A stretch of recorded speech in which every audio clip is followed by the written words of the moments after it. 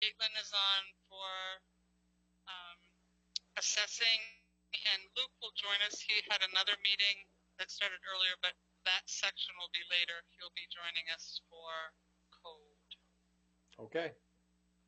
Jim, all set? He's all set. All right. He's I'd like sitting to. downstairs as we speak, but Dylan's already there, I believe. He's. Go ahead. All right. Bring to order the town council meeting for Thursday, June 4th. Roll call, Jacob. Mark Eastman. Here. Jim Morrison. Yes. Paul Bissonnette. Here. Peter Stewart. Here. Dan Ormsby. Here. Kathy Downs. Here. Ed Rankin. Here. Presentation of any town council recognitions. I don't believe we have any. Minutes of the previous meeting for town council minutes of 5/14/20. Motion to approve. Second. Have a motion and a second. Jake, around the table real quick. Mark Eastman. Approve. Jim Morrison. Approve. Paul Bissonnette. Approve. Peter Stewart. Approve. Dan Ormsby. Approve. Kathy Downs. Approve. Ed Rankin. Approve. Item 5 is receive and review any correspondence. I don't believe we have anything, Sue. No. Ordinances to consider or introduced. Amendment to Appendix B, council rules to require the posting to the town website of emails between councilors and the town manager on a weekly basis. This was supposed to go out for public hearing this week, but a week or so ago, Councilor Downs got an email. I think she wanted to discuss that as part of this before we moved it forward or whatever. There were some concerns raised about this just one small segment of correspondence with the council or between town officials. So, Councilor Downs, if you had some input to this, I think. Yes, I do. If you all recall, I had sent you all a copy of the email I received on May 20th from a citizen. They were concerned about us passing this ordinance because they said, they will request that if we pass this, then they would like to mandate to add the following to it, that all emails between council members be included, all elected members, including town manager, keep logbook, telephone calls, and business discussions. All bid process be open to public and press. Town clerk emails, phone log, and correspondence. All CEO emails, phone log, and correspondence. Economic Development Director emails, phone log, correspondence. And they just want everything to be totally transparent. Now, my thought on this, we have in place the freedom of access. So by rights, anybody can request any of this information anyway. So I'm not so sure that we should even go down this road if this is what it's going to be coming, that people start requesting other things. So I'm looking for feedback from anybody, what their thoughts are. But this is the email that I received, and I had sent it to everybody that I received on May 20th. So I'm looking for what everybody's thoughts are. So where we're at here, do we have to send this forward to a public hearing, or can a decision be made here? It has to go, oh, okay. Your your rules don't require a public hearing at a second reading. We've had a second reading, but your practice has been that everything that has been going to make a change in an ordinance or Correct. has always had a public hearing. Correct. And I would just as soon stay with that practice, even though I agree with everything that Kathy said. We already have a process in place, but I think we should just go to the public hearing, and then that would be the opportunity for folks to maybe think about it a little bit more, and then we can have they can voice their comments during the public hearing.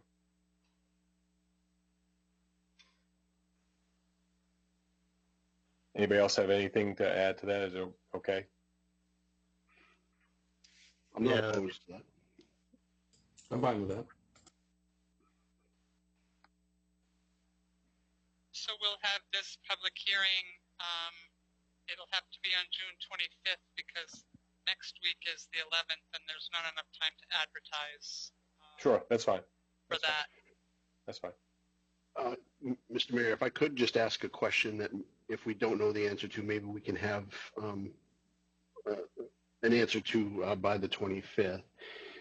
The request that Kathy outlined from the citizen that sent the email in terms of the other things, are those things that can be requested under the Freedom of Information Act as well?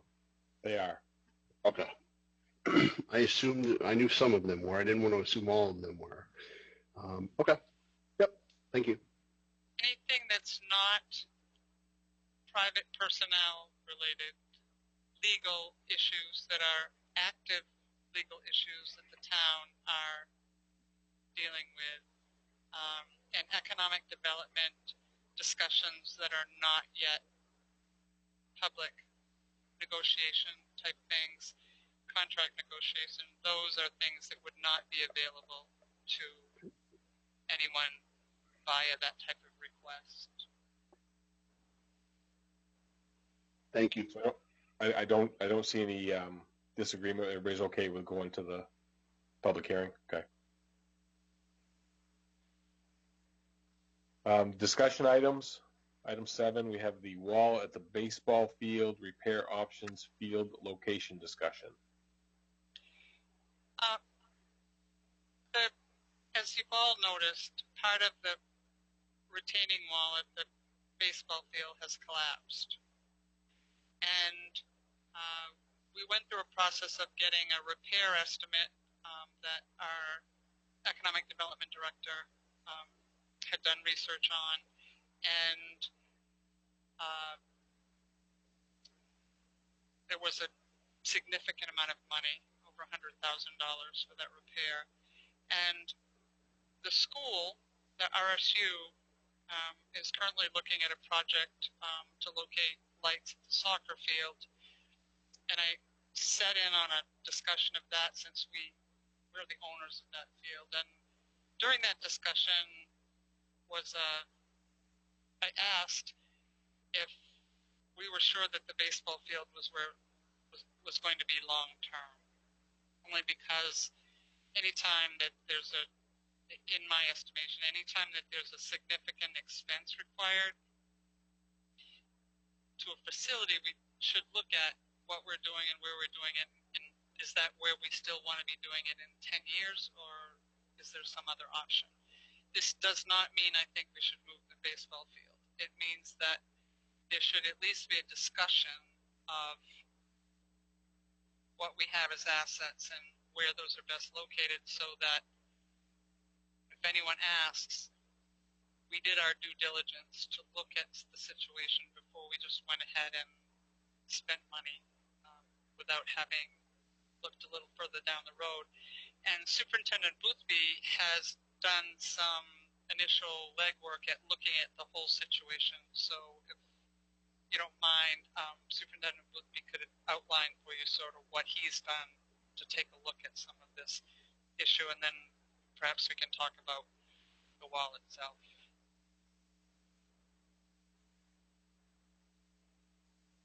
I shared with Ms. Lassard, the overview and overlay of the soccer field with a baseball field superimposed on that. And as part of the project looking at lighting the soccer field, we took into account that there is a baseball or softball field that is there and existing.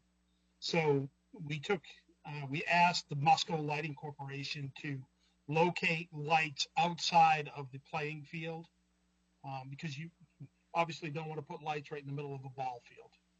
Okay, so that was done. Then I asked them to do an overlay of what a field would look like up there.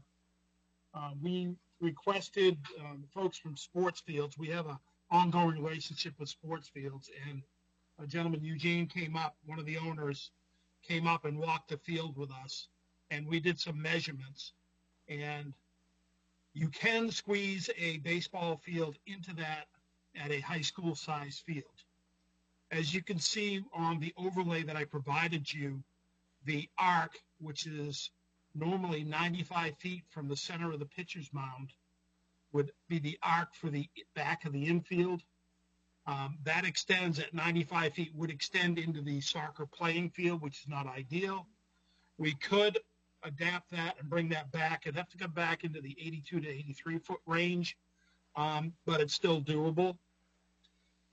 So you can put a field there down the lines as it exists right now with this location. You would have just under 300 feet either way, but obviously the field juts out very quickly after that. There'll be some unique dimensions. The fencing around this field would definitely need to be redone. A backstop would have to be rebuilt.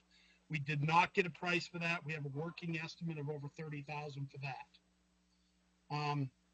All that being said, the potential is there. You could do something with that, but you'd have to put in approximately $20,000 into putting the baseball diamond in, a grass infield with a true infield mix.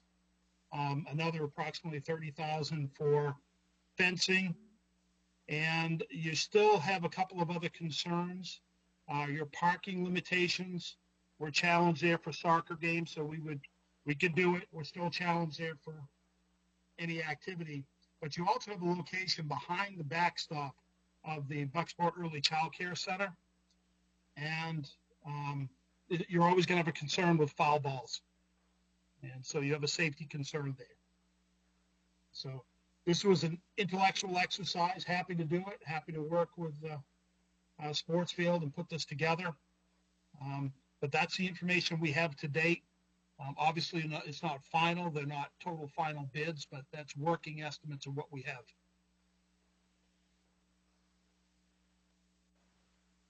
Any questions? This is preliminary, obviously. We're not going to make any decisions here tonight, so. I have, if I may. Yes. How essential is the wall at the field? How essential is it? Is it necessary to have it there?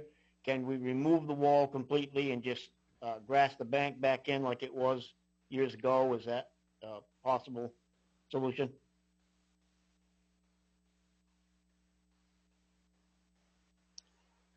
Do you know the answer to that, Jim?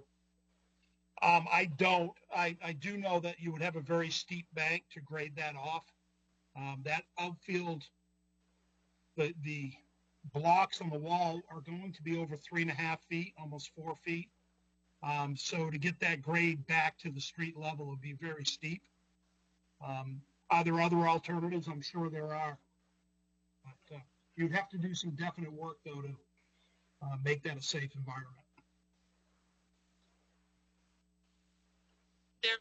The discussion that was initially done in regard to just filling in the middle of the wall basically is what the initial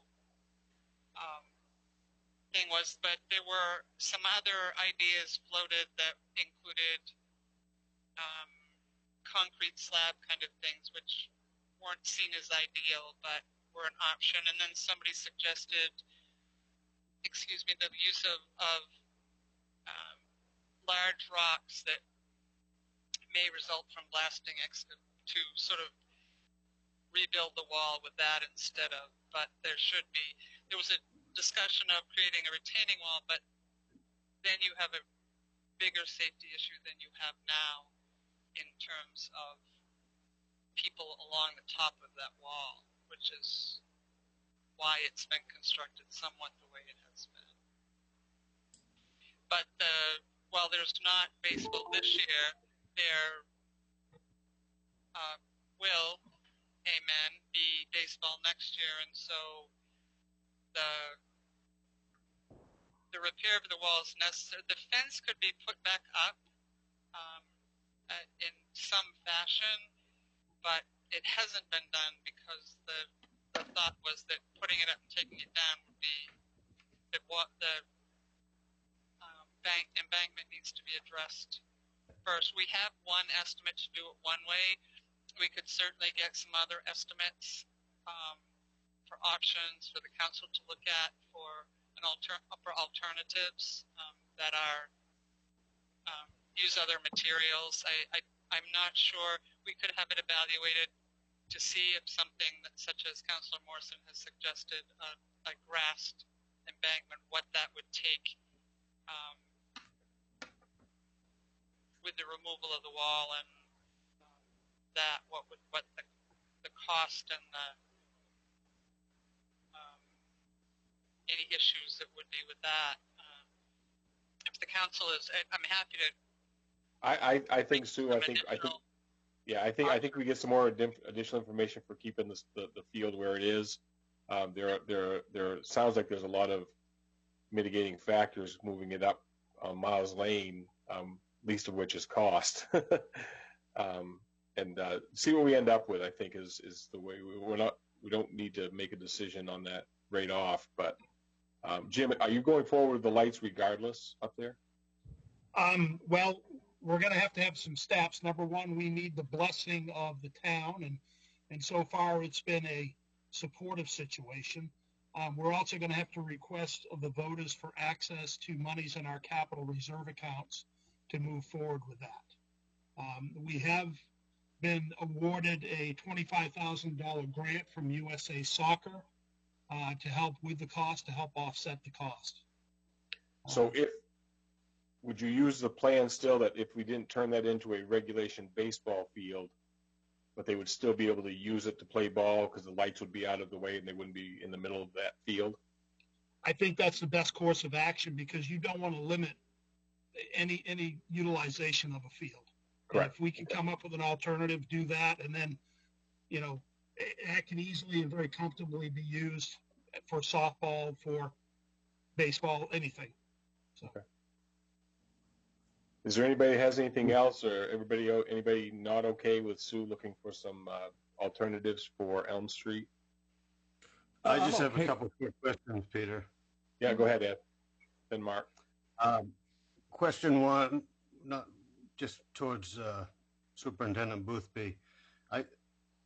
I think to my knowledge, I'm not sure of this, but I think there was more than the retaining wall issue, wasn't there? Do we need to do more on the roadside as far as drainage of water, things like that?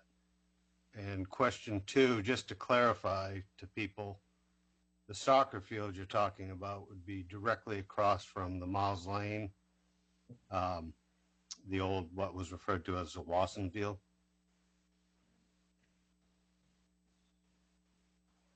Councilor Rankin is asking me, and I can help with some of the answer, but part of whatever solution is going to have to be employed at the in-town field is consideration of water flow.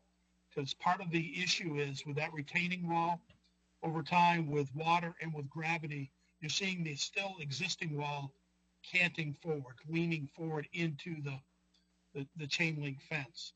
So water control is going to have to be part of the engineering solution to that. And Jim, I mean, are you of the opinion that, that's the best place for the field, or do you feel safety-wise would be best up in the campus of the school?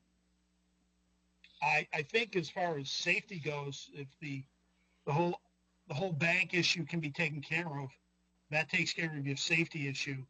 I think you're adding a safety issue if we take the field up onto Miles Lane as Okay. presented this way. Okay. And that's a concern. Yep. That concern, Superintendent, is primarily due to the location of the preschool next door, right? Absolutely. I just Anybody thought it else have would be any- important to have at least identified the issues that were associated with that, so that if people asked why did you, or why aren't all the fields in the same place, that there's good reasons that the council has and the school has recommended staying where it is and doing something alternative. But yet, and the water drainage issue on that is our public works director has said that whatever happens there has to be some drainage work done to prevent it from doing the cascade that it does right now on that hillside. Anybody else from the council have anything?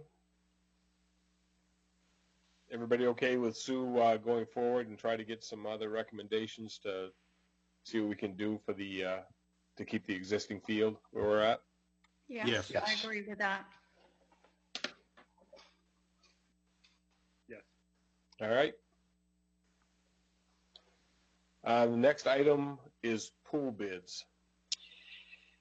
We had one bid for the pool by Wardwell Construction, and he bid on the replacement of the main drain and the replacement of the drain lines around it and the repair of the restoration of the pool. He did not submit a bid on the handicapped rails or replacing the sand in the sand filter, both of which are items that are traditionally done by a pool company as opposed to a general contractor. The price for the main drain and the auxiliary drains is $68,000, and sort of putting it back together so that it would be usable. That the sand filter was not identified as failing. It was identified that it should be replaced if you were looking to use this more long term.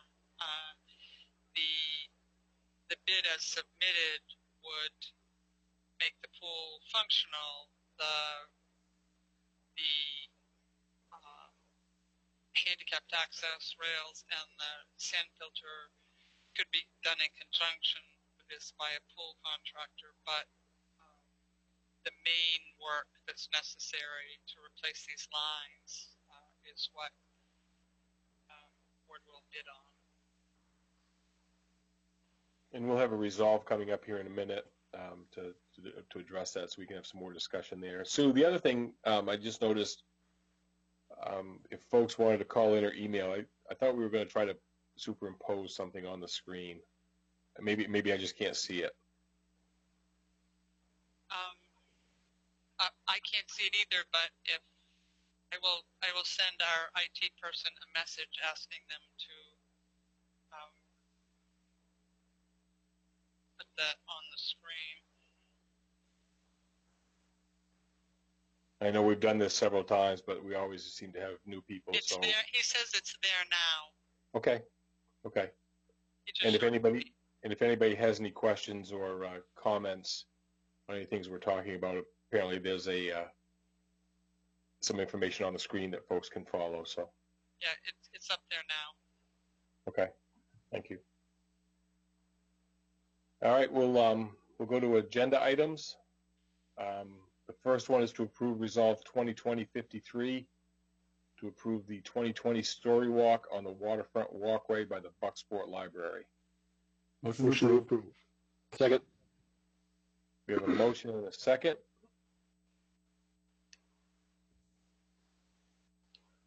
Did you have any comments on this outside, Sue?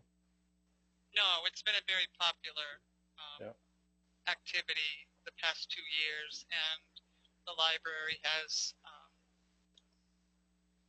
taken total responsibility each year of changing the books, keeping things maintained, and they've done an excellent job. Any counselors have any comments?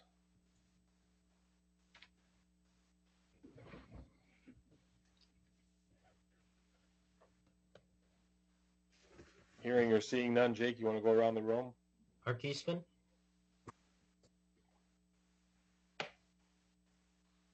I didn't hear Mark. Did you approve, Mark? Approve. Okay. Jim Morrison, Approve. Paul Bissonnette, Approve. Peter Stewart, Approve? Dan Ormsby, Approve. Kathy Downs, Approve. Ed Rankin. Approve.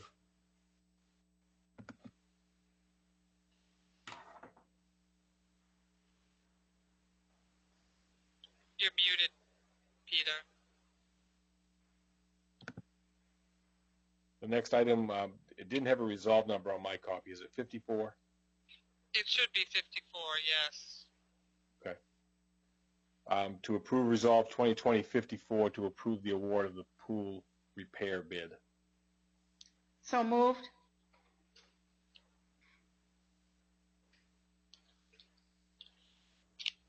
Second. We have a motion and a second. Well, wait, we'll check. If you get comments from the outside, Sue, just let me know. Anybody from the council have anything?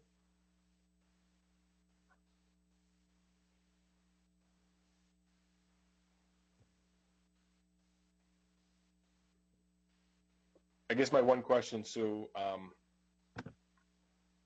is this a short-term fix, do we know, or is this going to fix what the issue is in order to get the pool functional? Or is this a guess? This completes all except the sand filter and the handicapped access that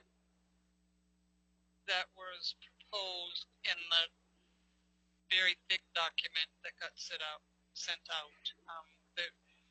The identified items were the main drain line and the potential for around the drain systems around the pool, and it addresses those. I would recommend, if you approve this, that you allow me to solicit pool contractors for the other two items so that handicapped access is possible. That was taken out of this bid as a requirement to happen immediately because they're items that are not available in the state, and shipping and all sorts of things have been impacted where some things are not readily available. And the sand piece is something that could be done by a pool contractor in conjunction with this. But this isn't a one-year fix. This addresses the main items that are preventing that, because then the pool gets put back together again as well. All right. Anything else from the council? Was there a timeline for the repairs? There was in the bid, and I think it's 45 days, Jim. I will confirm that, but I believe 45 days from the time when the contract is signed. Thank you. Anything else? Around the room, Jake? Mark Eastman, Approve. Jim Morrison, Approve. Paul Bissonnette, Approve. Peter Stewart, Approve. Dan Ormsby, Approve. Kathy Downs, Approve. Ed Rankin. Approve.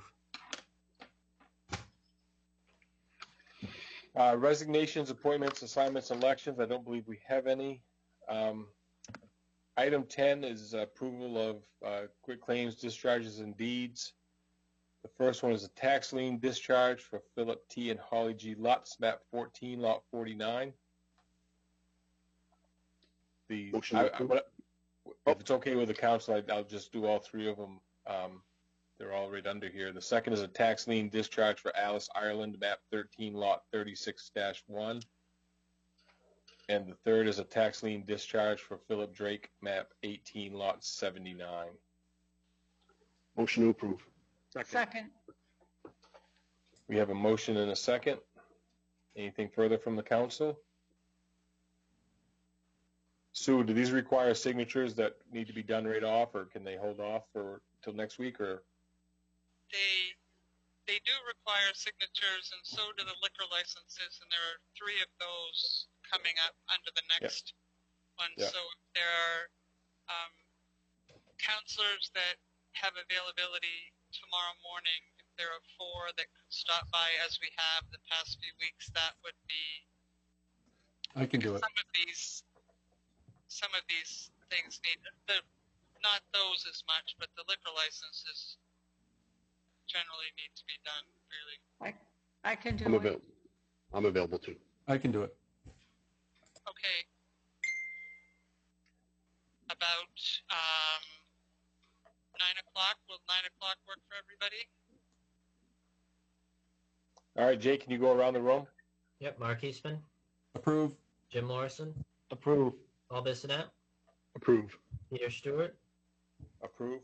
Dan Ormsby, Approve. Kathy Downs, Approve. Ed Rankin. Approve. Item 11 is the town manager report.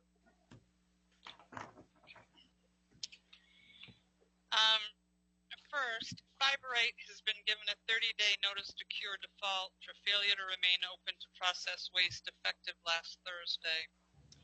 The company has 30 days to rectify the situation. Solid waste from the 115 communities who contract with Fiberite will go to Juniper Ridge or Waste Management landfills for the period of the 30 days.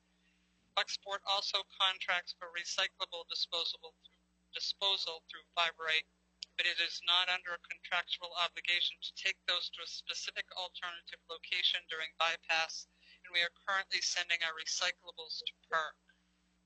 I spoke with DEP today about this situation, and they confirmed that waste bypass is now defined in statute as temporary only, which limits it to that 30 days, and that the state will not extend that.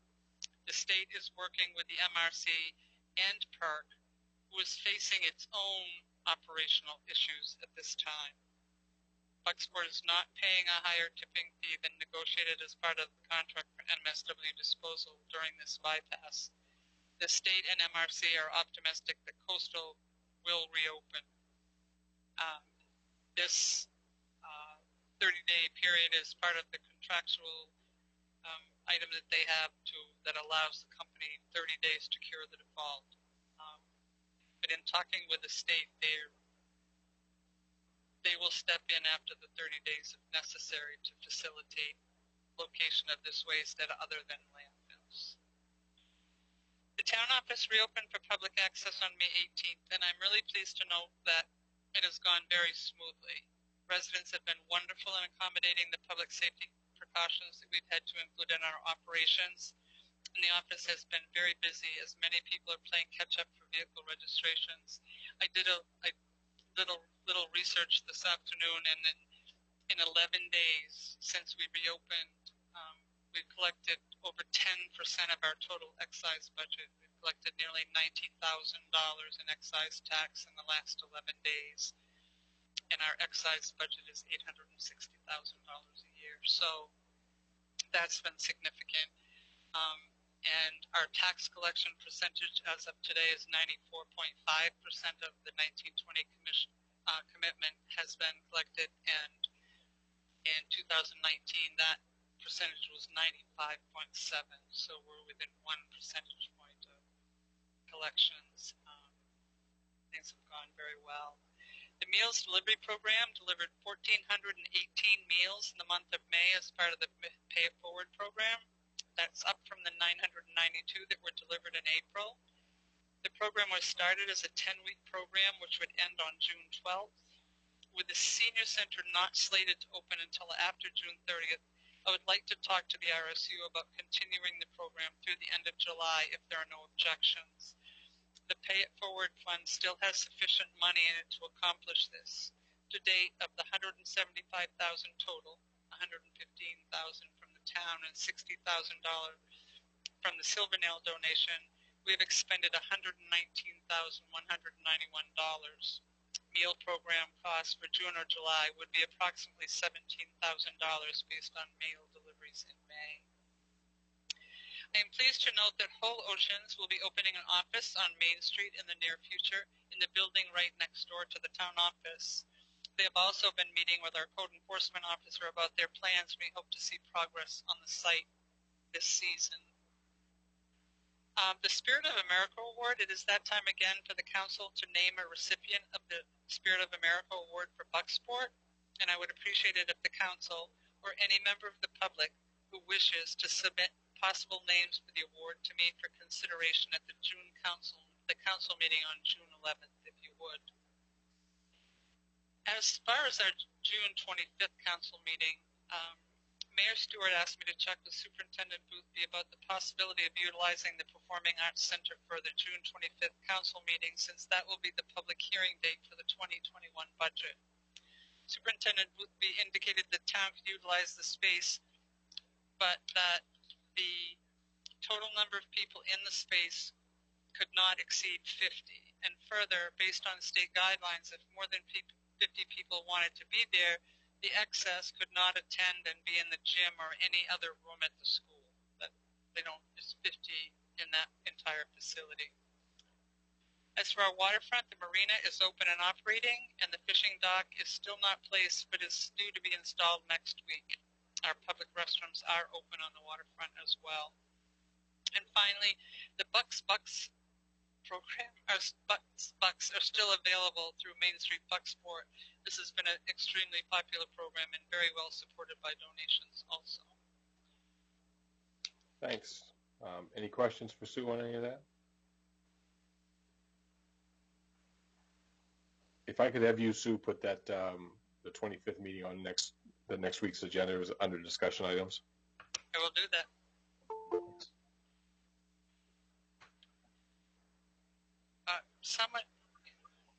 Is there anybody else who's not already on this call? There's somebody else looking to join that I don't know who it is. So I'm going to say no. Mayor The Stewart. next items. I'm sorry. The next items are liquor licenses. The first one is for the Friars Brewhouse LLC. How would the council like that? Motion to approve. Second. Any comments? Jake, around the room on that one, please. Mark Eastman, Approve? Jim Morrison, Approve. Paul Bissonnette, Approve. Peter Stewart, Approve. Dan Ormsby, Approve. Kathy Downs, Approve. Ed Rankin. Approve. The next one is for Northeast Historic Film. Make a motion to approve. Second? Second. Any comments?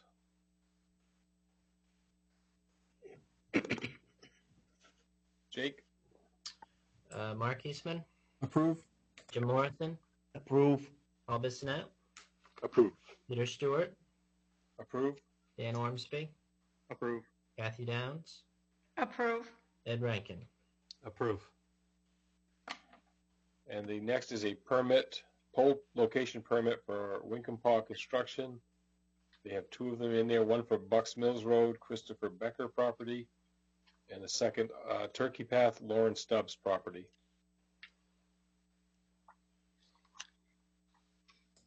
How would the council like to go? Motion to approve? Motion.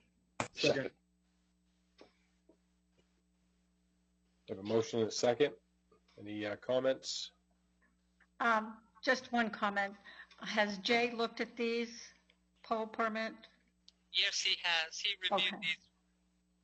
Thank you. Anything else? Jake? Mark Eastman, Approve? Jim Morrison, Approve. Paul Bissonnette, Approve. Peter Stewart, Approve? Dan Ormsby, Approve. Kathy Downs, Approve. Ed Rankin. Approve. Next up is discussion items not on the agenda for the public or the council. Have any notes or anything? Excuse me, there was a 12D I sent out today, if you wouldn't mind adding an item to the agenda, which is the liquor license for House of Pizza. Oh, yes. Yeah, sorry about that. We have a liquor license for the House of Pizza. Make a motion. Second. Any comments other than the mayor forgets where he's at?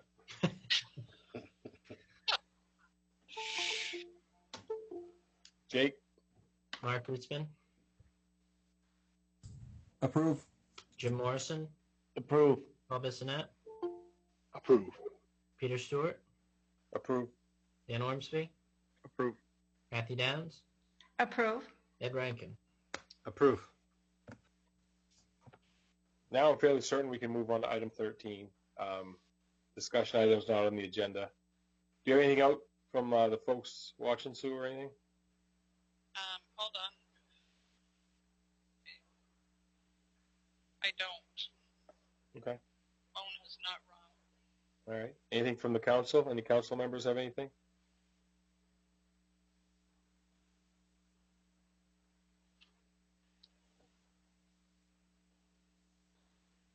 All right. The next item is upcoming public hearings or committee assignments. I think the only public hearing we wanted to schedule is for the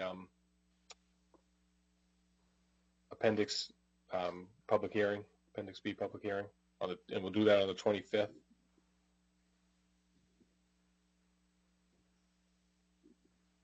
I don't believe there were any others, were there?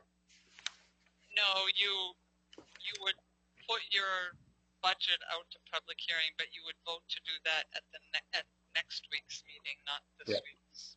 Okay. All right, we are at budget review time.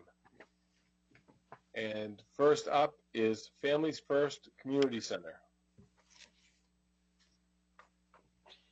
And I know she's on. Okay, can you hear me?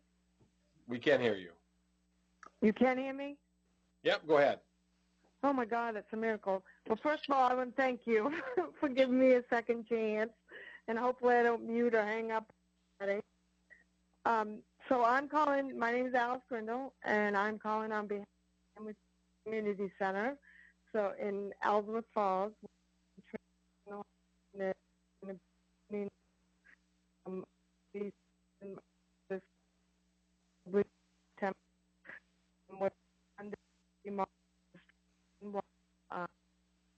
While maintaining safety and everything. So we just want to give you an update and let you know that we're still in the process of completing the renovations. We're looking for support to help with our security system and some of the costs for the remodel. But we're also looking for community resources, referrals for families to be in our house once it's up and open, because there will be 6 apartments for families with their children.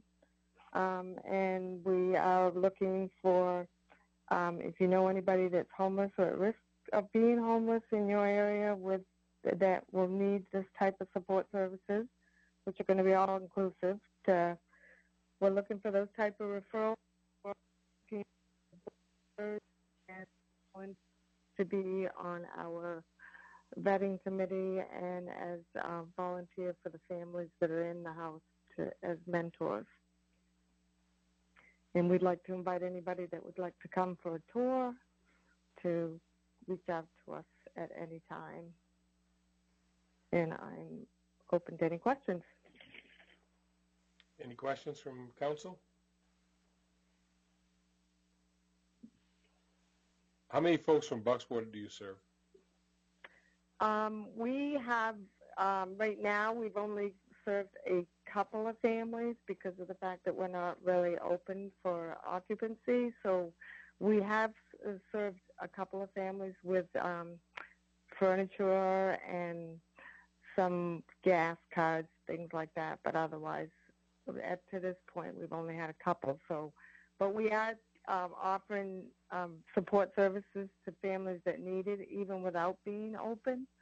So if you know of anybody and need things like that, help with furniture or other resources that we might be able to provide, we welcome any referrals.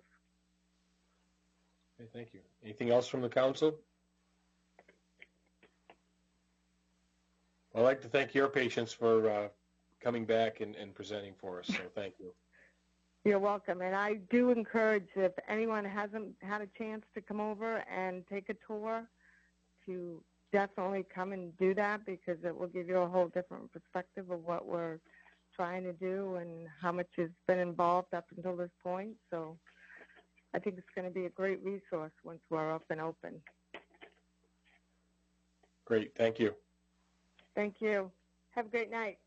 You too, thanks. Thanks. Bye. Next is Bucksport Community Concerns.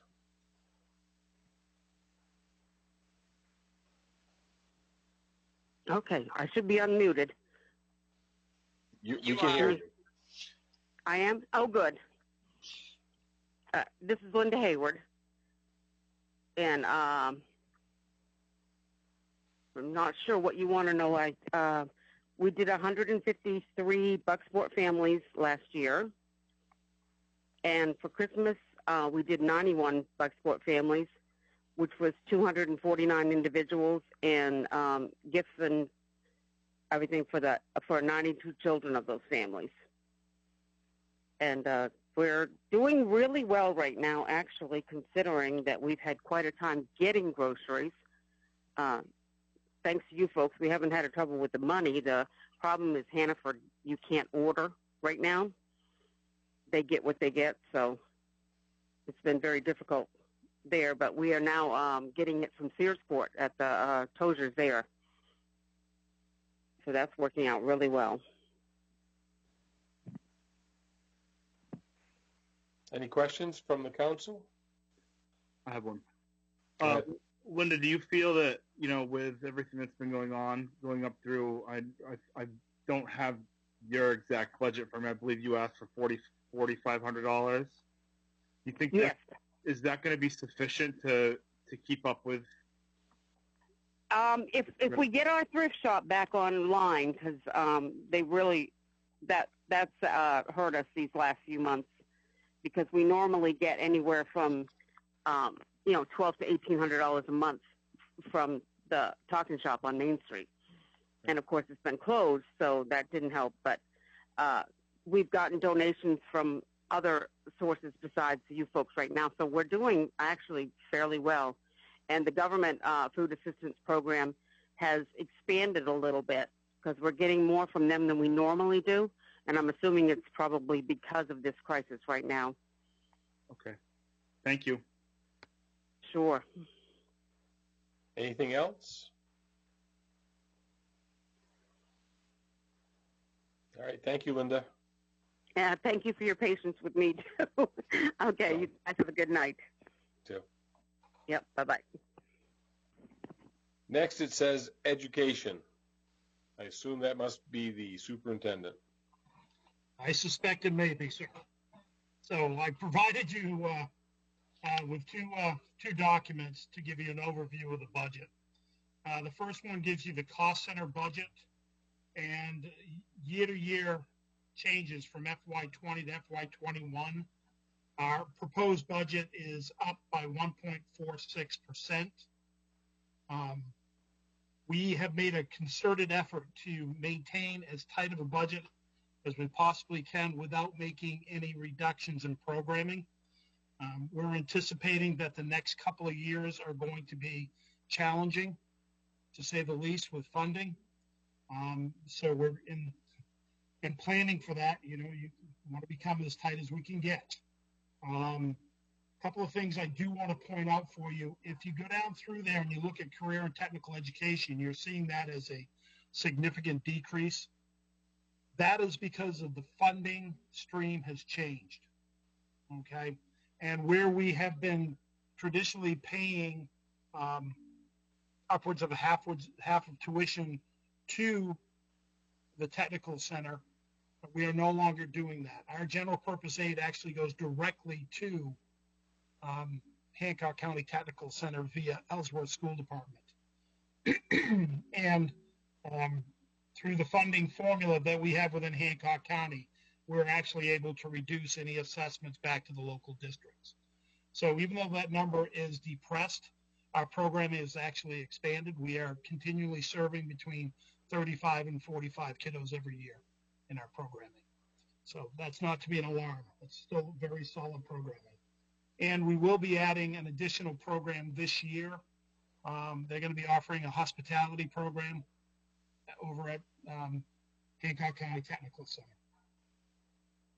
When you take a look at the second page I gave you, the local impact to the community, because we saw a significant increase in general purpose aid, this budget level at 1.46% increase actually reflects as a decrease to each of the 4 communities in RSU 25. With the town of Bucksport seeing a decrease in your general purpose aid of $101,000 or minus 2.1%. I have been strongly suggesting or encouraging communities not to change the mill rate for education because next year, again, I think we're going to see a lowering of the general purpose aid.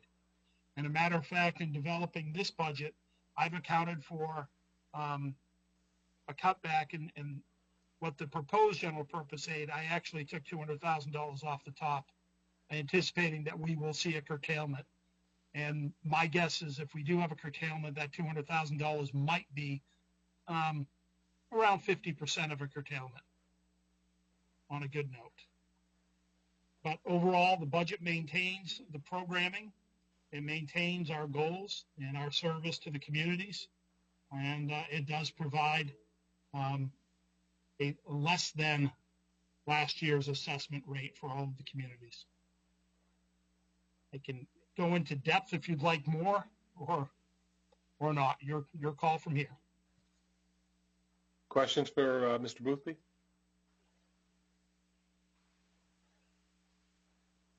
When is your guys' budget hearing, Jim? Well, or how are you going to do it, I guess? Well, that's up for discussion right now. We just finally got the guidance from the governor's office was released today. That gives quite a broad brush of how we can approach this. We're under the same restrictions in terms of if we do a district budget meeting, we cannot exceed more than 50 in one building. And our original plan was that we would do, obviously the Performing Arts Center, then we would set up a secondary spot in the gymnasium for 50 folks, and then we could set up in the library at the middle school for additional overflow. That plan was squelched very quickly when we brought that to the attention of the state. They said you have to be no more than 50 per building. So we're backpedaling now, taking the new guidance, and we will take a look at it. We have scheduled for the board to adopt the budget June 19th or 16th at their budget meeting, the next board meeting. And then I have penciled in a district budget meeting for July 1st, and with the idea that you'd have a budget validation referendum on July 14th. Okay. But that's all up for discussion right now. Sure. Anything else from the council?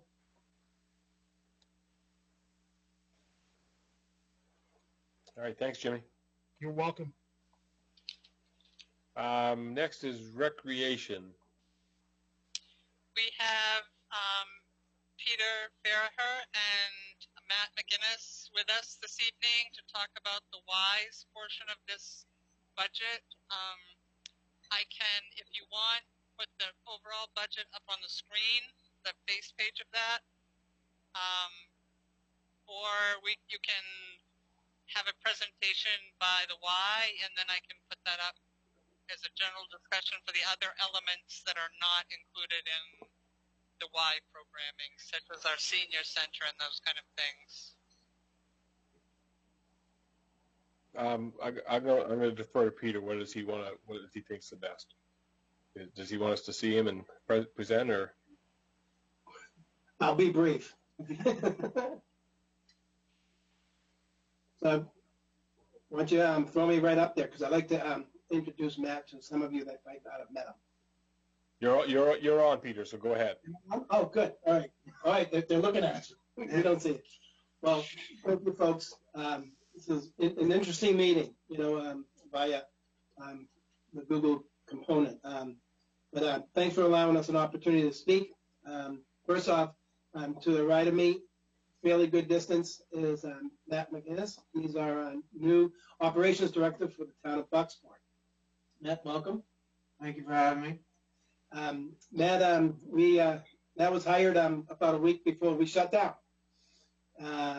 He's been a trooper during this time and has had some opportunity to be thinking about what we're going to be doing in the future once we get back on the horse. But I just want to highlight a couple of things that have occurred. The biggest thing that occurred is a transition of leadership. We did lose our good friend Nick to another Y, and we all wish him the best. He left us in good stead from the perspective of the transitional plan that Matt has, that once we get going, will take good care of us.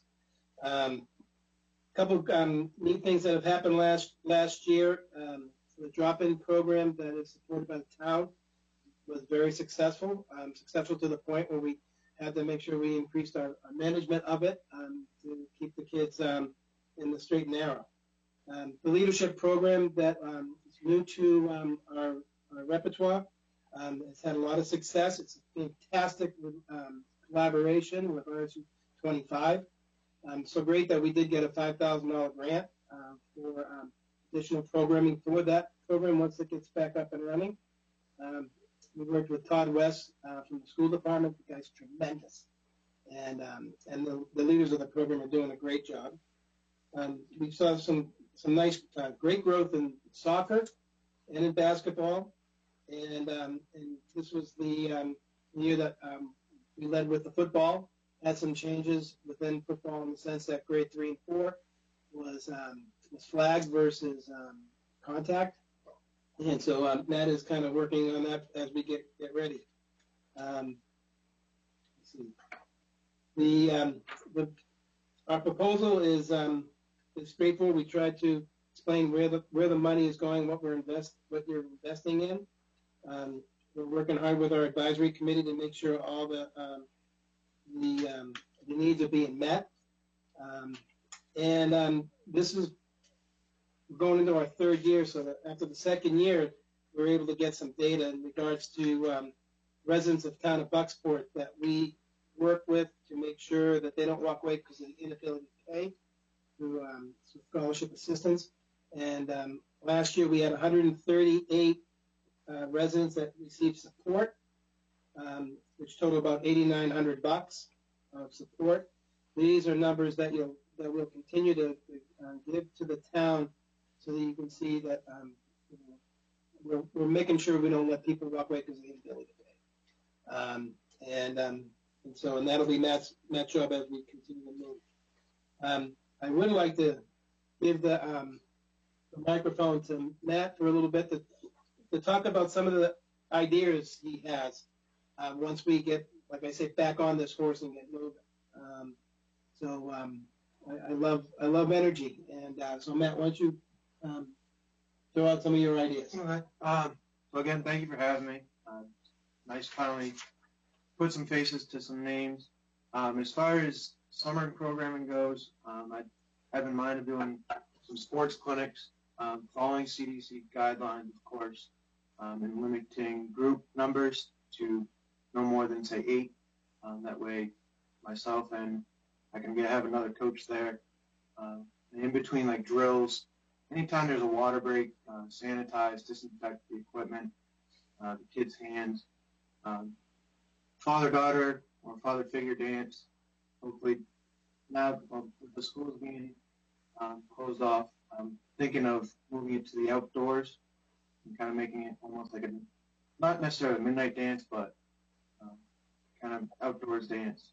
And then going along with summer camp, we're getting some cornhole, ladder ball. We'll have the horseshoe pit up, and then pickleball and foursquare as well.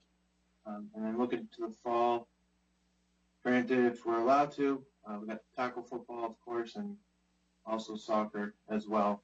And then looking towards the winter, hoping to start up what I'm going to call a Young Bucks Gold Ball tournament for both boys and girls basketball to kind of generate some people visiting the town of Bucksport and seeing what we're all about as well. All right. One of the things I'd like to toss in there for a couple of points is when you look at our proposal, one of the mechanisms we're putting in place is restructuring an organizational structure for the Bucksport YMCA that will provide Matt with some additional resources so that we don't burn them out.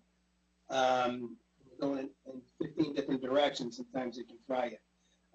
And so, there is a request for some funds that will primarily help him in selecting people to assist in providing some programming, some assistance program. The other thing I'd like to talk briefly about, it will be briefly, is the summer camp. We got lucky by saying let's have summer camp at the ice rink this year, and with the schools now being closed, it was a good decision way back when. We've been working really hard to have everything right for this licensed program. We're in really good shape. We're going to be able to cater to about 30 kids per day. That means you can serve more because we have kids that are part-time, but our max number will be 30. We've done Matt and the team has done some nice work to the ice rink area to be prepared. We also have very specific, which I sent to Chief Gagan, protocols and procedures in place to make sure all our kids and staff are safe. Every one of our programs have solid procedures. It'll be shared on the web tomorrow. I want the chief to take a look at it. And also we'll go out to all the families about how we're going to keep the kids safe. Following all the guidelines, the best practices that we have throughout the country, and the staff are ready. And so I think it's, we're going to still be able to serve kids this summer. With Susan, thank you for the pool work that you did. We're grateful. And so we'll be ready to assist in that effort when it opens. So, I think I babbled enough. Any questions from our way? I did want to say, with the sports clinics, I have been in talks with Coach Deans and Coach Keniston as far as basketball and collaborating with the varsity coaches. I briefly spoke with Coach Sankey as well, and making sure that at the varsity level it's being implemented at the lower level as well, just so we're all one big unit. So the kids will learn a modified version at a young age, and then by the time they get to high school, they're like, oh, I did this when I was in 5th grade. It's the same thing, just more advanced. So I am working close with the coaches as much as possible. Teamwork. Any questions?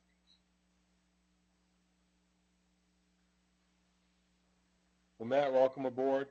I think we're all glad to have you, and good luck, and hopefully we can get things back going. So thanks, guys.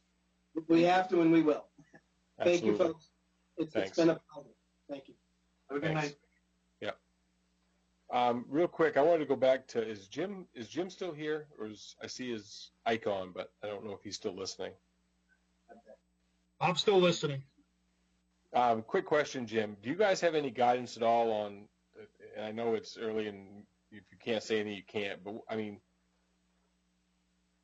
the plan going forward, I assume, is to start school on the normal start date and to have athletics and all the extracurricular in the fall? We're operating with that positive frame of mind, but we still have not gotten final guidance. That's still in the works. Last indication I had, we will not have final guidance till mid to end of July. Okay. But we have started working. I'm putting together a group of folks from within the organization to start looking at how to become ready, what do we need to do, and be prepared to open up on time. Okay. Thank you. Okay. But one caveat is that that is our intention. It's not all within our control. Sure, absolutely. I get it. Thank you. You're welcome. And thanks for staying around. Next up is sewer. Okay, hold on. Dave Michu is on the line with us.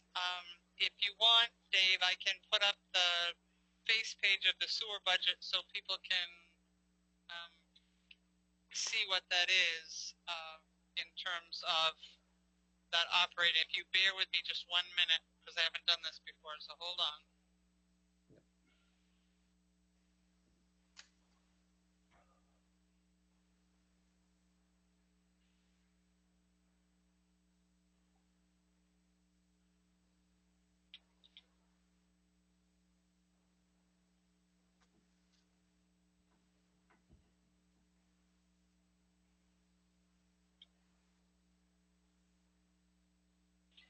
Okay, can you folks see that? Yep. Oh my goodness. Mr. Morrill is a genius. He can teach anyone. So the proposal, as you see, has a slight increase. It doesn't require a rate increase because our revenues are increasing, and that will offset that. But there are some significant reductions, as in electricity. The contracted services line item is higher, and that's based on our main water operational contract for the facility expires. We've had a 3-year contract that expires in June. You'll see that contract on the 11th meeting.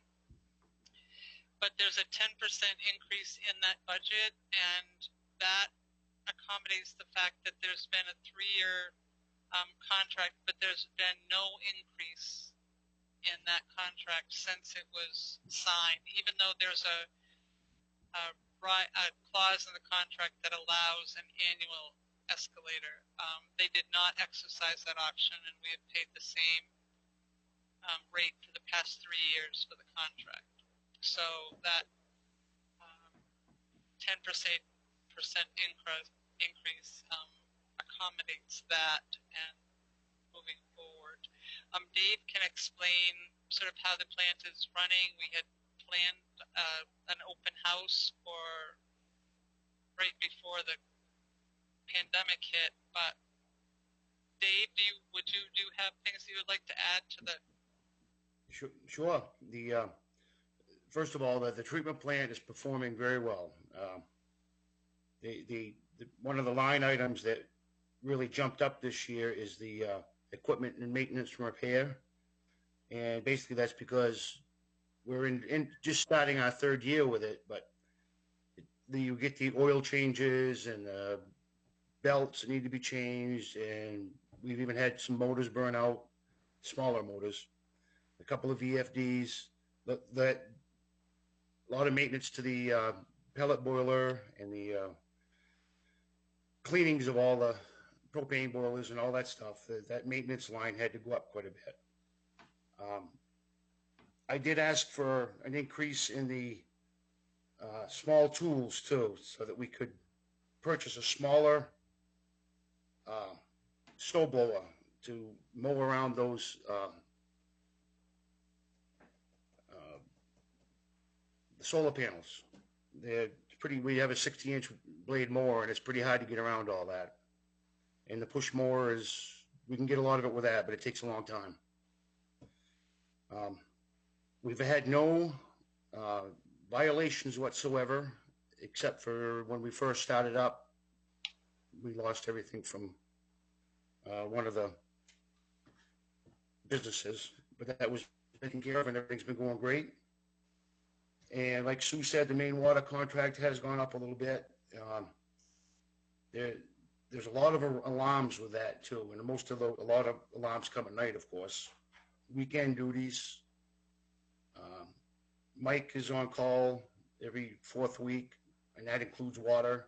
So the other 3 weeks is a main water person that is at both places. But really, everything is going great. The only things that I can say I can control, but I really can't, are the maintenance, the chemical costs, and, the parts and repairs and stuff. I can keep an eye on it. You got to do what you got to do, but basically the only things I can try to control somewhat. And if anybody's got any questions about how it operates, I'd be happy to answer those. Any questions at all? Answered my question. I'm all good. I'm all set. All right, thanks, Dave. Yeah, thank you. Our final item with several attachments is general government. And we have first up is administration. Hold on, and I will bring that one up. Hopefully I'll bring that one up.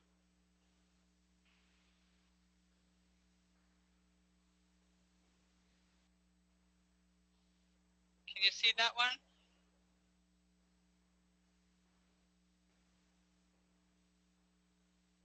Can everyone see that one? Administration involves a number of things. It involves the front office, the staff behind the counter, myself, election clerks, the clerk's expenses. It also incorporates our IT contract with the school,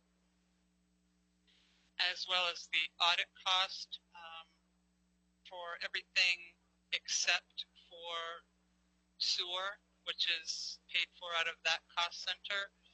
It involves our cost for placing tax liens, but the revenue associated with that comes in as income in another portion of the budget under revenues.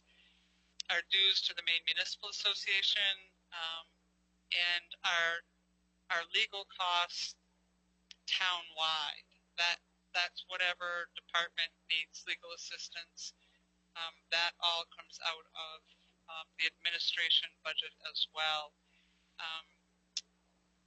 As in all other areas, the 3% cost of living that's consistent with the contracted raises that were granted to union members. Those are extended to non-union staff. As discussed when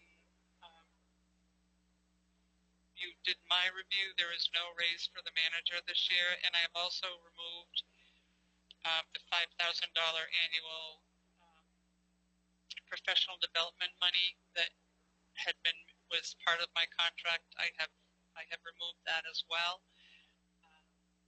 And the increase to the bottom line as a result of those actions is minimal. I'm happy to answer any questions about. Any questions for Sue?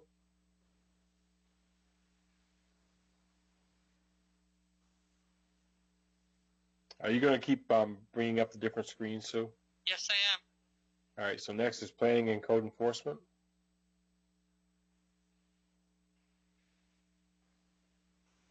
Did Luke make it here? Luke's here. Okay.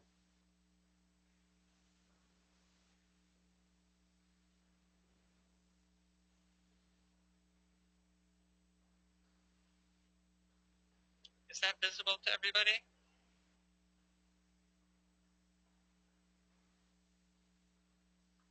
Yes. Hello? Okay.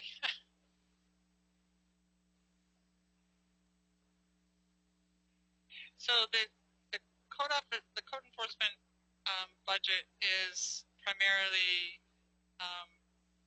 the salary for code as well as planning board expenses for the members, the secretarial duties, and those expenses, and then the expenses for the CEO for the mileage for the traveling around that he or she, if there was one, it's a he right now, does And the Hancock County Planning Commission is pretty much defunct, and we have not budgeted money to contribute to that for this year.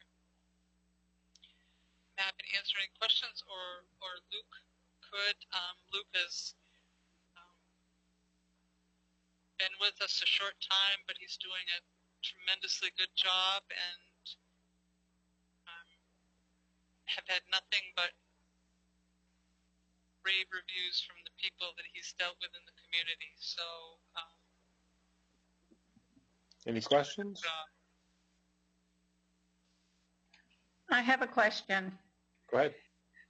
Sue, you said the Hancock planning dues, they no longer exist. Is that correct?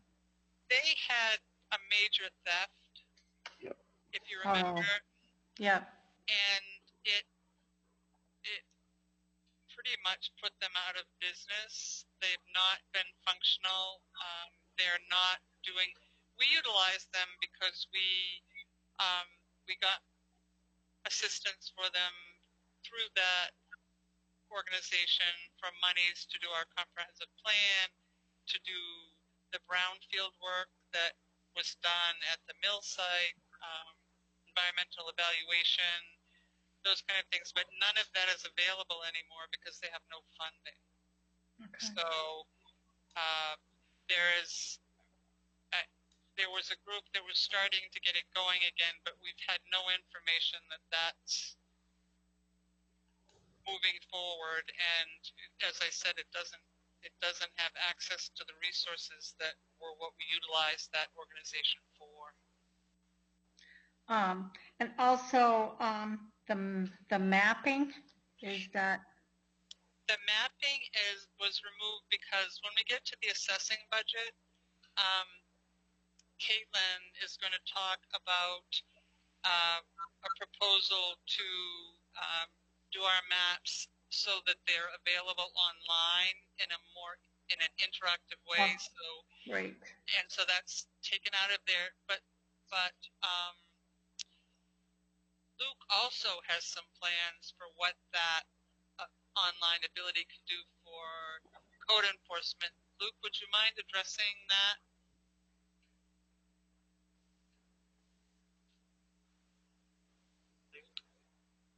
I can't see you. Or I can't see the screen. I can only see the page in front of me. Is Luke on? He's got a mute on. You're muted.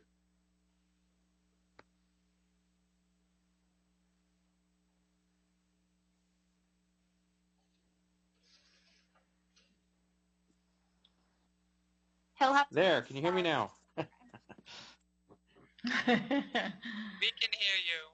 Hello? Hello? Yep, we can hear you. Can you now. hear me? Yep. Yes. I don't know if you can hear me or not. I'm going to assume you can. So basically, hoping that we can attach all of the septic system designs and permits and tie them into the maps. So basically, if somebody wants to look at a piece of property for whatever reason, they'll be able to click on that, and they'll see not only all the assessing information that Caitlin's going to talk to you about in a minute, but they'll be able to see any past permits, any current violations, the septic designs. That's one of the biggest thing realtors ask us for, is septic designs and are there any current violations, those kinds of things. So all of that stuff will hopefully be available. As you know, I'm working on right now scanning all of the existing permits and files into PDF documents and filing them by map and lot. That's going to take me a while to get that complete, but it's something I've been plugging away on whenever I have a chance. And the end goal is to tie all of that into Caitlin's system that she's going to talk about in a minute. Thank you. That sounds good. I think that's it, unless you have any questions. Any other questions? Mr. Mayor, if I could, just a quick follow up to Kathy's first question. Ed Rankin Sr. and I are the elected people from this district on the county budget committee, and the county has not funded the Hancock County Planning Commission this year either. Just to follow up on that. Thank you. Thanks. Yep. Anything else for code enforcement? Thanks, Luke. Next up is assessing. Caitlin?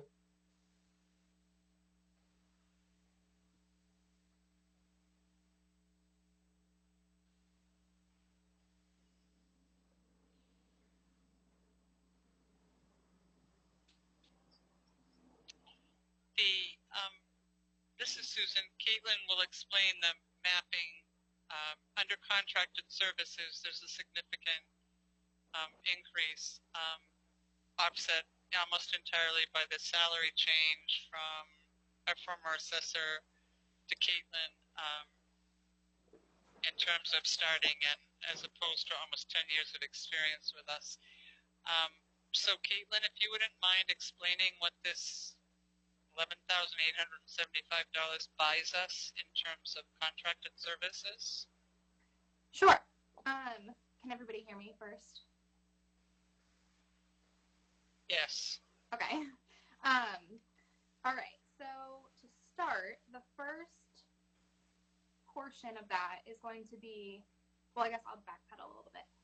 When I started here, there were maps that had been done historically.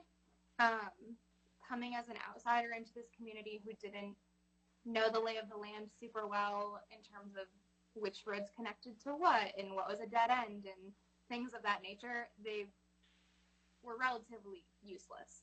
And then in terms of realtors and property owners, the maps also didn't include any measurements on them, which are a really useful tool. So there is a lady that I have met through assessing courses.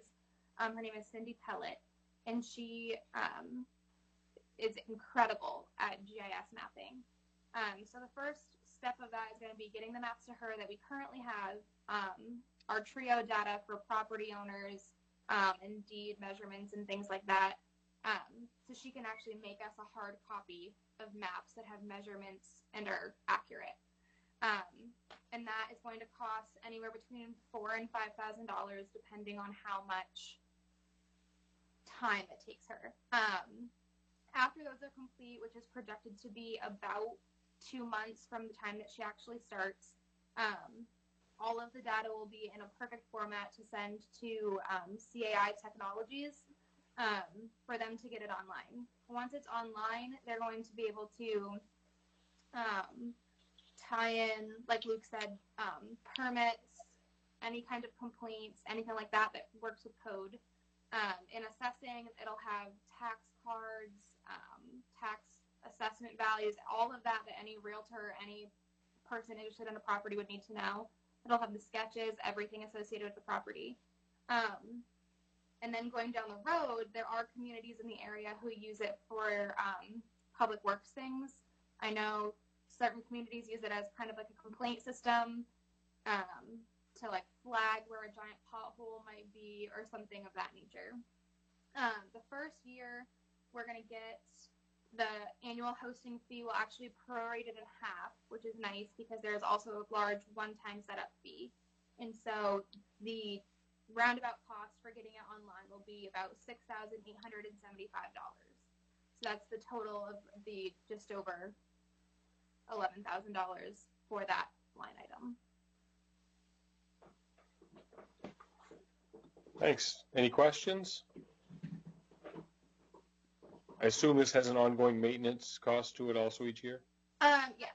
So the ongoing maintenance cost for Cindy, who will do any like lot line changes and stuff of that nature, will really vary on what comes through. Herman and other communities budget different values.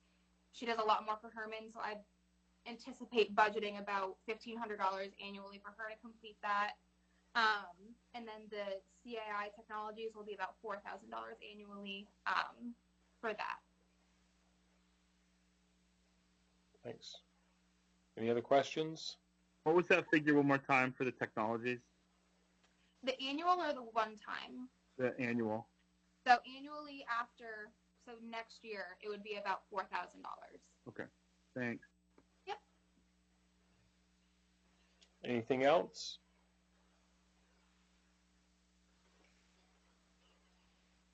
All right, thanks, Caitlin. Next up is contingency. Contingency is primarily utilized for unanticipated expenses that don't fall into any other category. And unfortunately, for the past several years, that has been ongoing litigation with Fort Knox Inn, which has filed 2 appeals. The second appeal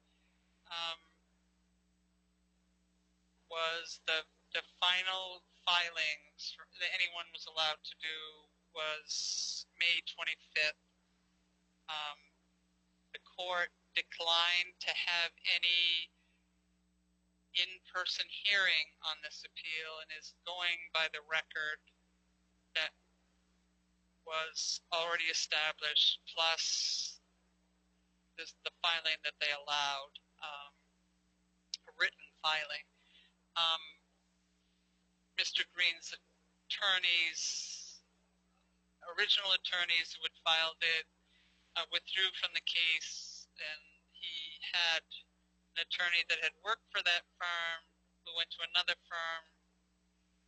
Anyways, there was delays related to attorney changes on Mr. Green's behalf, but the courts will be deciding on this without a hearing.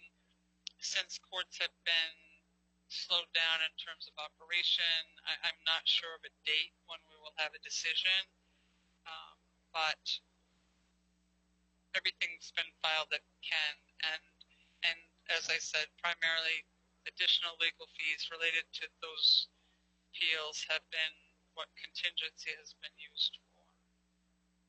Any questions?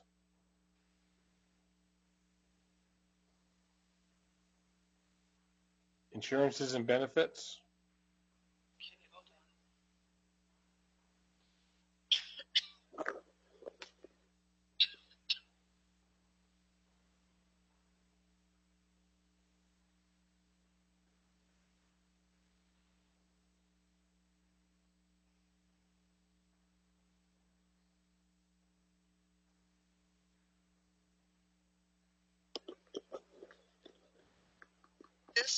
This budget contains insurances and benefits for all employees of the community, with the exception of sewer treatment.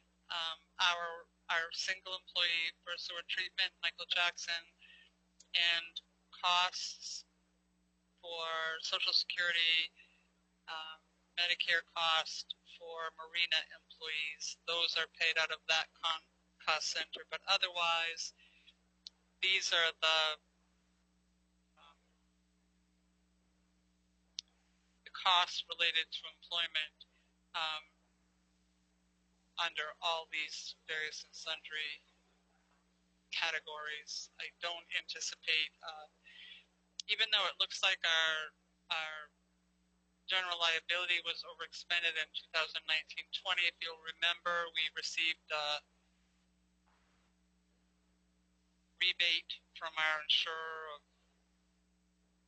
a significant amount of money that brings that down to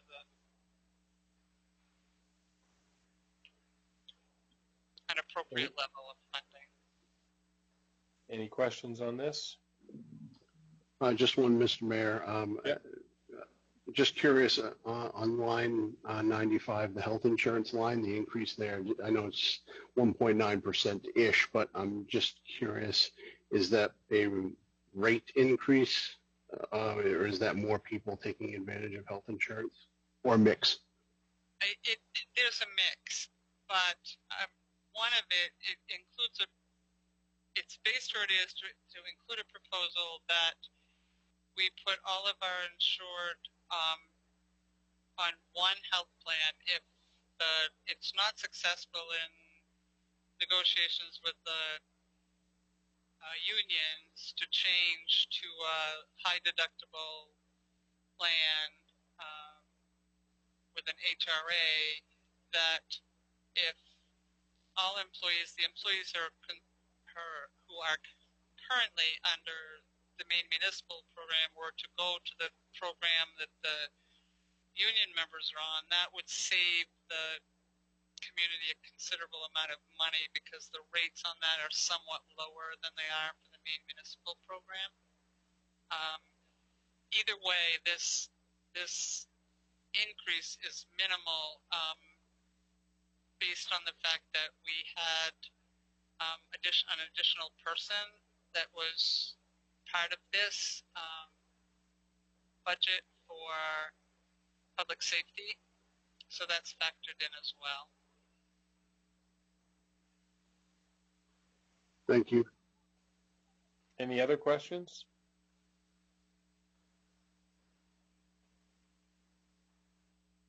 I would just note under unemployment, thus far the town of Bucksport has had 4 fraudulent unemployment claims filed on active employees. Just because we've seen a lot of that in the news, and it's happening here as well. They did for me too, actually, at my work. Somebody tried to file for me. Next up is public access channel.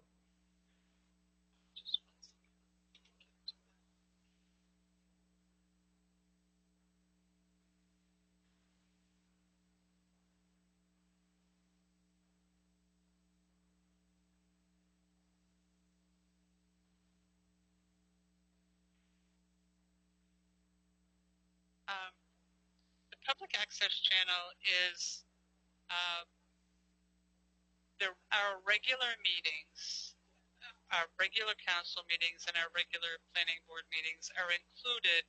Staffing those is included with our IT contract with RSU 25, but special meetings aren't, and so the payroll reflects that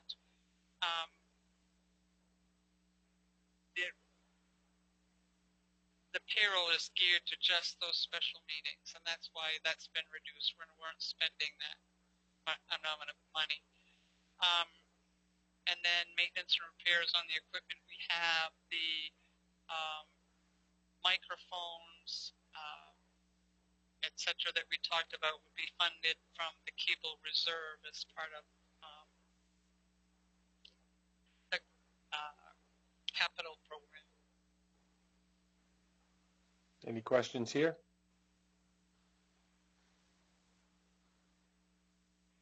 This also includes our monthly stipend to town hall streams to allow our video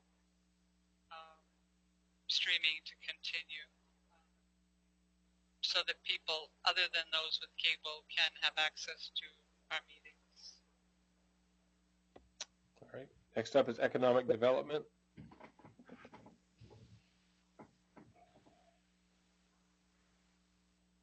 Okay, I know that we have Rich with us.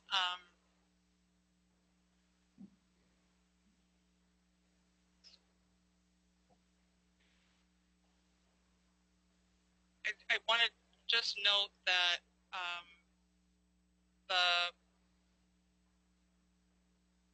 the wage adjustment under Rich's incorporates not only cost of living but a merit increase, which is built into our system for 4 years of employment. That's why that amount is different. And then the non-municipal agency funding that was proposed has a $38,000 line item, but the chamber was included in that, and the chamber has since dissolved, and the Lighthouse Arts and Education has closed its doors, and the Bay Festival didn't happen. or isn't going to happen. So that line item at 38,000 should include the Friends of Fort Knox and Main Street Bucksport for a total of $22,000. And Rich, if you'd like to talk about your budget. Hi, everybody. I kept all the line items the same. When my budget finishes for the year, some of the line items will be lower because all my conferences were canceled. A lot of them were changed to online, and the cost for those was wiped out. So you should see a reduction. But I'm going to keep that amount the same still, just because I do plan on going to those. There's not very many chances for economic development directors to get education, so I try to take what I can.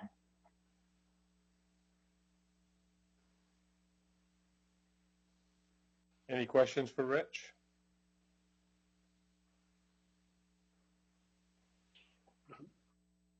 We also have online Brooke Minner, who's the executive director of Main Street Bucksport. Brooke, if you'd like to say a little bit about your programs or what you're working on. Sure, yeah, thank you for having me, and thank you for your support in the past. And obviously, like everyone, things have changed for us pretty significantly since we submitted our application to you in February. We have tried to pivot and adjust to those changes along the way. Some of our significant fundraising events and programs, of course, take place in the warmer months and are canceled now. And at the same time, some of the services and programming that we were providing to downtown businesses just haven't really made sense or applied in the past couple of months. So we've launched some new initiatives, including the Bucks that Sue referred to earlier in her manager's report. We've been coordinating some things with Rich to try to really gauge, measure the needs, and what downtown businesses in particular, but all Bucksport businesses at this point really are needing at this time, and try to respond to those, and have had some workshops and different kinds of educational opportunities based on what we have heard from them. And we are just really working to look very carefully at what the rest of this year will look like for us. Obviously, most, if not all, of our in-person events are canceled. We are examining ways to move elements or entire portions of some of them online, and none of that is really settled yet. Like so much has been said at this meeting, there's just there's a lot that we don't know at this time. But we've not adjusted our funding request ever. This will be our, third or fourth year, I guess, that we've made the same amount request to the town, and we've kept that the same, although, like so many of you, probably all of you, in the last few months, our work has really increased in a funny way because everything has become new and different, and we've been happy to try to rise to that challenge. So I'm happy to answer questions. And also, I think that my daughter's picture was up on our profile. I don't know if you all saw that. I couldn't get rid of it, so I'm sorry about that. Kind of weird and creepy, and I couldn't fix it. Any questions for Brooke? I have a question. Brooke, Sure. with the reduction in the events and things that are going on, would you see that your operation continuing if you didn't receive the $20,000, if it was less? Would you, if you say it was a $5,000 or $10,000? I mean, we've always relied heavily on the town funding because it's a large source of unrestricted funding for us. So much of the other income that we make, whether it be grants or specific donations or even income that's connected to a particular event or program, is really restricted to a certain thing, whereas we have costs, business cost of operations. So I'm not sure that would look any different this year as it has any other year. But I would say if we got significantly less of that funding or none of that funding, yeah, we would have to be really seriously examining how or if we were able to raise that kind of unrestricted funding. It's pretty difficult to do in the philanthropy world. Does that, I don't know, does that answer your question? Yes. Thanks. Thank you. I have a quick question for Brooke and Rich kind of together. Where the Chambers kind of, well, is dissolving and the Bay Festival's out of the picture, how do we look on like Ghostport? Are we going to make it a big one, and who's going to organize it? Who's going to run it? Would it be Main Street, Bucksport, and the town together? How would we do that? The Bucksport Bay Chamber dissolved, but is working with Ellsworth for a possible merger. Also with looking into Bangor, looking into Blue Hill. So I'm not quite sure where that stands as of yet. We do need to let the dust settle on some of that. And as of right now, we do have a 50-person large gathering limit in place. That doesn't mean we can't plan right now. But at this point right now, if the chamber, say, were to merge with one of those other Chamber of Commerce, there'd be a conversation with them to see if that's something that they would be putting on here in town. The goal is we have to keep community tight and strong, and that's what the Bay Festival does. That's what Ghostport does. That's what the Art Festival does, Bridge the Gap Race. So we don't want to lose any of that because that all helps towards the positive momentum of economic development. They sink into one. So we won't let anything beyond our control get out of our grasp. A lot of it's going to depend on where we are with restrictions from the state. Yeah, I mean, I guess I would just echo what Rich said in that things have changed so rapidly. You know, as far as the closing of the chamber, we were having discussions with them before that announcement about really working very closely together to try to expand Ghostport, which has always been an event that, you know, takes place in our downtown, has made a lot of sense for us to be more of a part of, and I was eager to do that this year, but I haven't had any, you know, time or space to really think about what that might look like just yet. Okay, thank you both. Brooke, under your budget that you have drawn up here for us, it goes under grants and then in-kind income. You have office space at $6,000 and payroll service at $930 and WB in-kind. I don't know what WB stands for, but that was $3,055. Yeah. For the total in-kind income of $9,965. Could you explain how that is under income, or how office space is an income? I don't understand. Yeah, oh, absolutely. So, you know, we're receiving generous donations of office space, payroll services. WB stands for Wooden Boat, and that 3,055 number you see is in-kind advertising that they give us for the film festival. We wanted to reflect that, and as you look further down the budget, you'll see it's reflected both on the income side and on the expenses side. So it zeroes out. It doesn't have any impact on the bottom line. The point of that was that if we lost our free office space, if we lost our donated payroll services, we would need to pay for them. So we tried to estimate what that would look like so that if they went away, we had a realistic annual budget number. That's what that's about.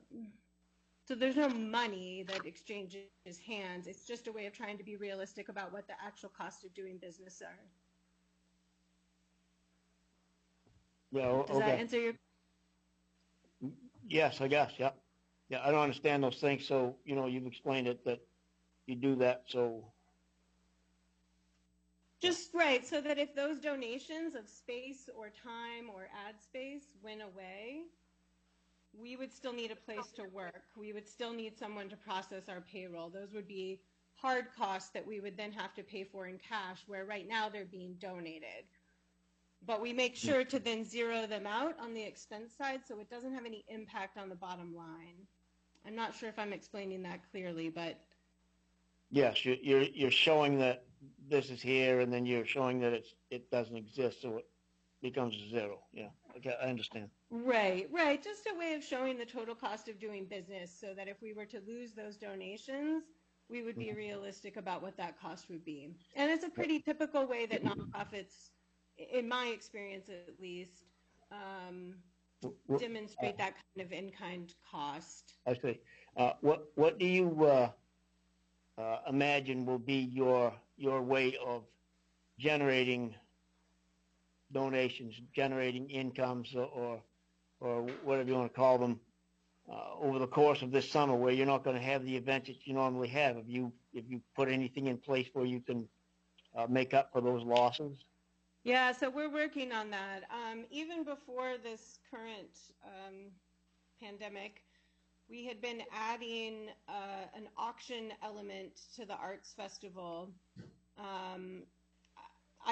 Probably the details of it aren't terribly important, but we're looking to probably move that online. This festival itself can't happen in person.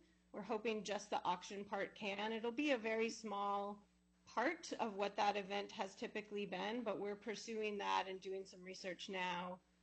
We're also working with our partners at Wooden Boat and others in the film festival to look at doing a fully online film festival. There are several festivals in Maine that are doing some version of that. I actually have a meeting tomorrow morning to continue that discussion. It's not entirely clear because our festival is young and relatively small that it will be financially viable to do that.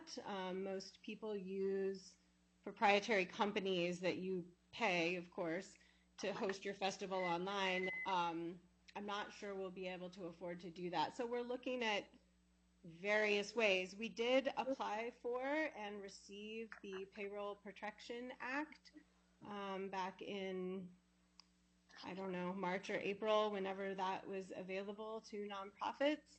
And that has certainly helped to offset some of what we will lose going into the summer.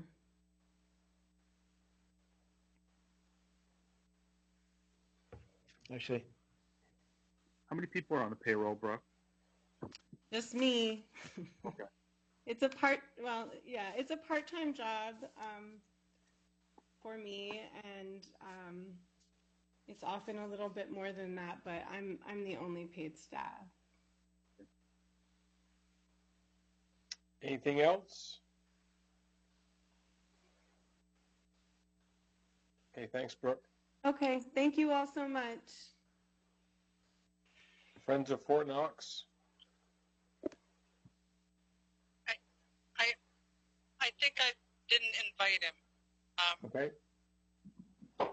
That's been the town's contribution to Fort Knox for many years, and it's had to do with lighting. Yep. Okay, we'll go on to revenues. Okay.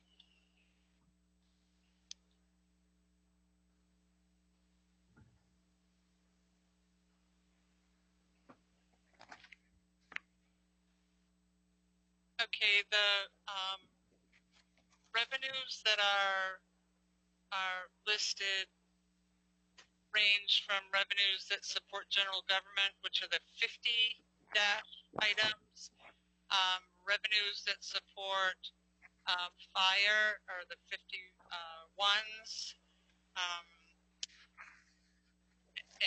fire and police actually, and then the 52s support public works, and 53s are the solid waste fees, 56 are recreational funds that support others. Excise tax is our largest outside income next to property tax, in that the purpose of the excise law is to support your local roads program. That was the initial development of that statute. And we traditionally, when I do my PowerPoint presentation next week, it will break it down to show the offset of 90% of excise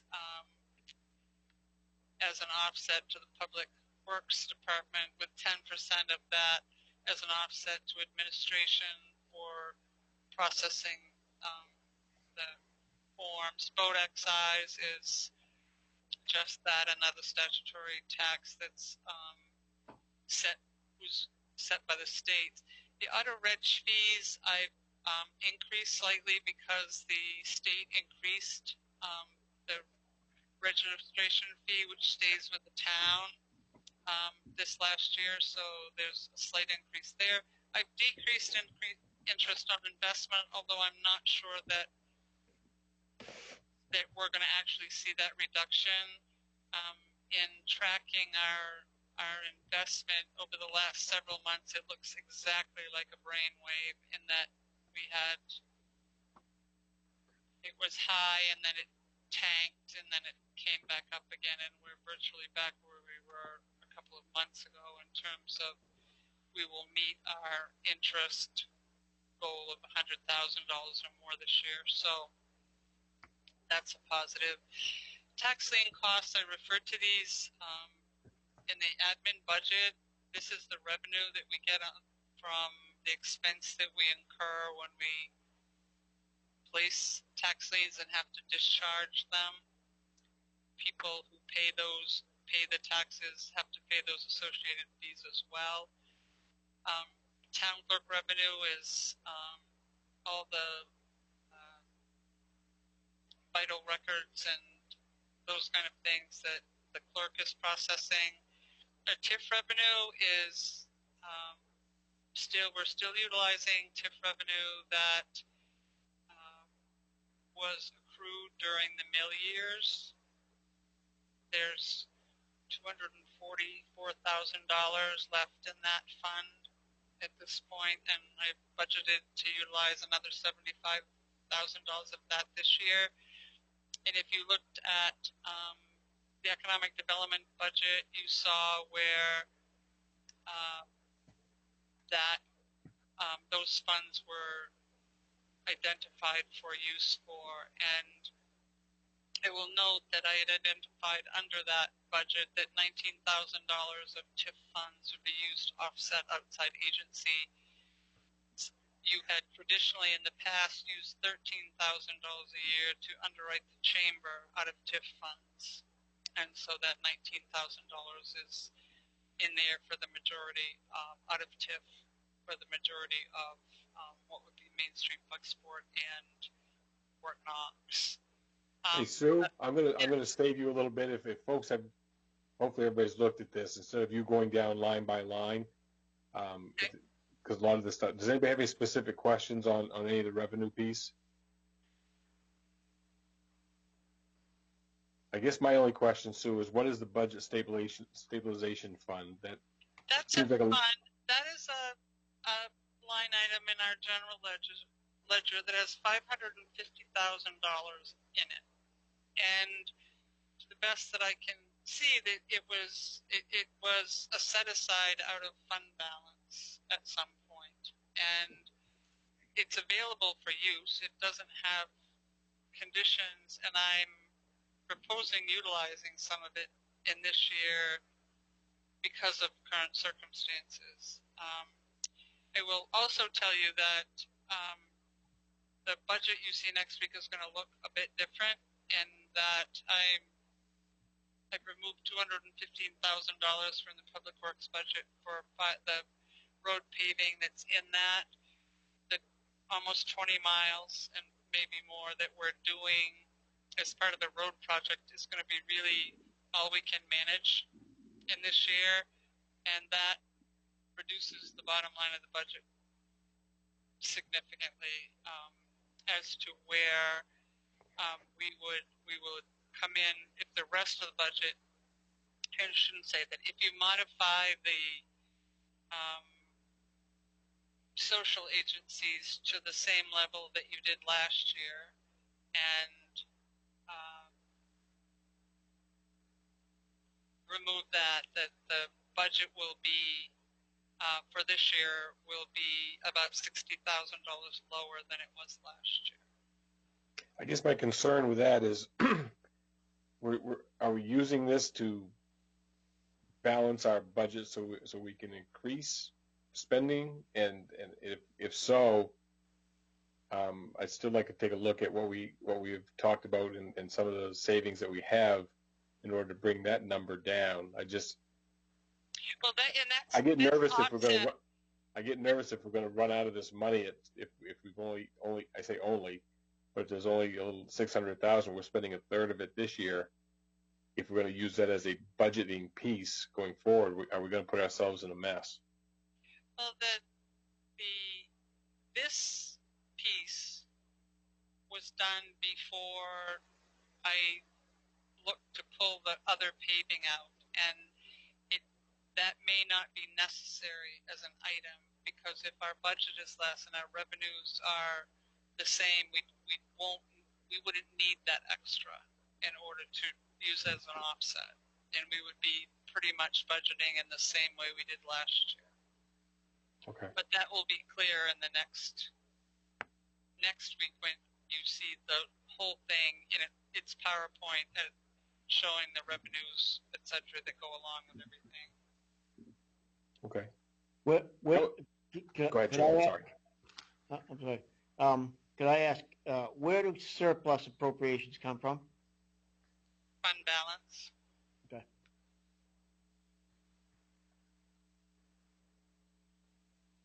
Anybody else have any other questions on the revenue side?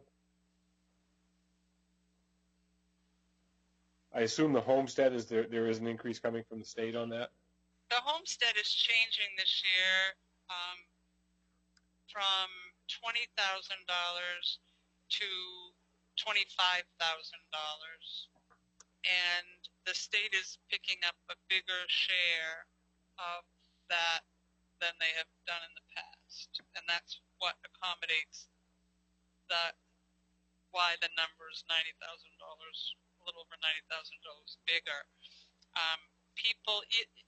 The mill rate does not change. People would still see a difference with people who have the homestead would still see a difference in their tax bill by a little over $80 because of the additional $5,000 increase in the exemption for homestead.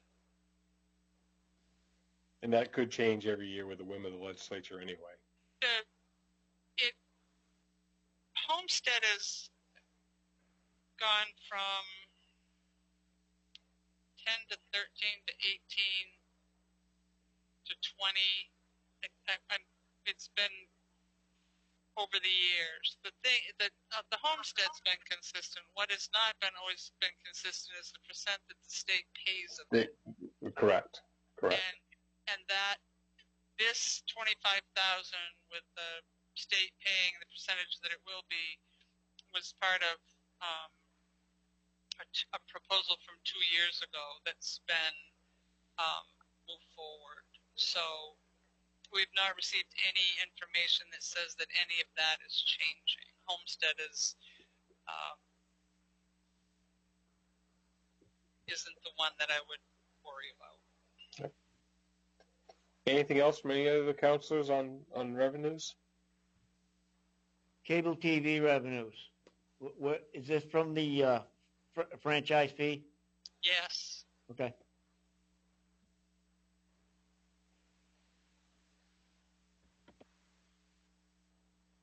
And I increased that back based on what we're actually receiving for revenue.